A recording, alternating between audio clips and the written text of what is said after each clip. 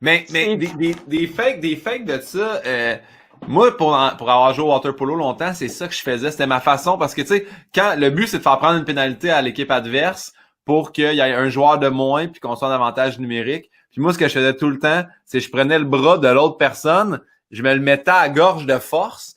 Fait que lui, il tire pour essayer de l'enlever, puis moi, je le tiens. Fait qu'il a l'air de m'étouffer. Fait que quand l'arbitre voyait ça, fait qu'il crissait tout le temps l'autre dehors. Hey man, le nombre de fois que le monde me disait « Je vais te péter à gueule, pour vrai, mec, que tu me refasses ça. » Tu sais, genre, rendu là, mais j'ai fait beaucoup ça, moi, des fausses agressions pour donner des pénalités à l'autre équipe.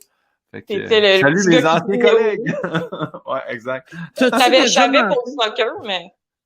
T'as-tu déjà mangé une volée après une game? Tu sais, moi, mon premier tournoi à vie, c'est pas moi, mais on jouait contre Dollars des Ormeaux, puis c'était que des Anglais, puis nous autres, on était que des francophones.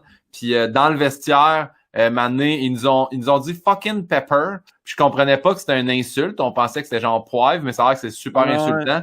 Ils sont sortis, ça a cogné à la porte du vestiaire, fait qu'on a ouvert, puis ils ont souligné le premier qui a ouvert la porte, puis c'était mon chum Simon Langelier. Puis là, j'ai fait comme oh shit, ok, là, c'est vrai, la guerre des anglo-franco, là.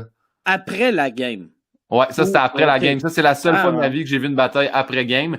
Mais dans l'eau, plein d'affaires underwater, là, qui se passent aussi, là, tu sais, de se faire serrer les gosses, là, pour vrai, c'est...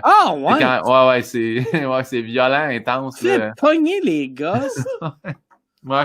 Ça, c'est les pires. Ou ceux qui se coupaient les ongles en biseau. Après ça, ils checkaient les ongles.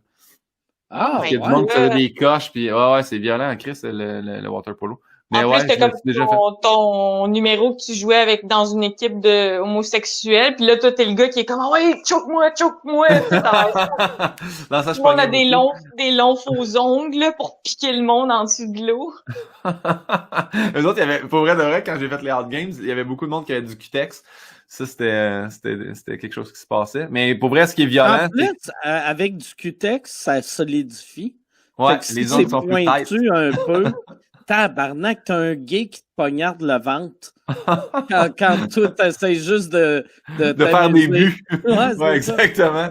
Mais je pense que le pire, c'est tu sais, quand tu nages, là, puis que l'autre passe à côté, puis qu'il descend un coup de coude dans la face. Je pense que c'est ça qui fait le plus mal, un bon coup de coude. Moi, je me suis pété. J'ai des fausses palettes à cause du water polo. Ouais, mes écarts, c'est souvent. J'ai appris, tu sais, quand t'as dit l'affaire de Pepper, c'est complètement stupide. Pepper, c'est parce que c'est court pour Pepsi.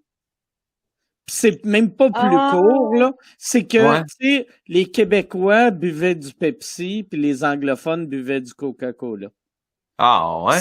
C'est la même affaire dans le sud des États. Souvent, ils niaisaient les Noirs, vu que le Noir dans le sud buvait du Pepsi aussi.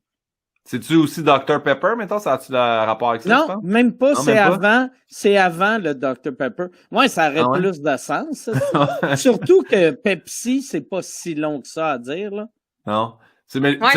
En plus, c'est un Dr Pepper, fait que tu dirais pas Pepper à quelqu'un, mais je comprends. Mais juste un docteur. Sûrement pas un vrai docteur. Là. Le docteur de la liqueur, là, c'est comme le docteur du pare-brise. D'appeler quelqu'un docteur, c'est pas tant un insulte que ça. Non, c'est ça. C'est check ben, je vais remettre les crises de Québécois à la place. Hey, docteur! Hey, vous, les médecins! Pour voir l'épisode au complet, abonne-toi à mon Patreon. Chaque semaine, pendant que Montréal est en zone rouge, chaque semaine, nous, on fait un épisode exclusif pour mes Patreons. On met juste des extraits pour le grand public. Si tu veux voir tout le contenu qu'on fait, faut s'abonner à Patreon. Patreon.com/sous-écoute. Quand la vie normale va revenir et qu'on va recommencer à faire des shows, au bordel, mes membres Patreon ont les shows 1 à 2 mois avant tout le monde. Puis c'est pas bien cher. C'est 1 pièce par mois pour les archives, 2 pièces pour l'audio, 3 pièces vidéo, 5 pièces pour les lives, 25 pièces si tu deviens producteur, tu as ton nom au générique, tu te sens important. T'es comme Chris, j'ai pas sorti de chez nous depuis le mois de mars, mais je suis un producer, tu sais.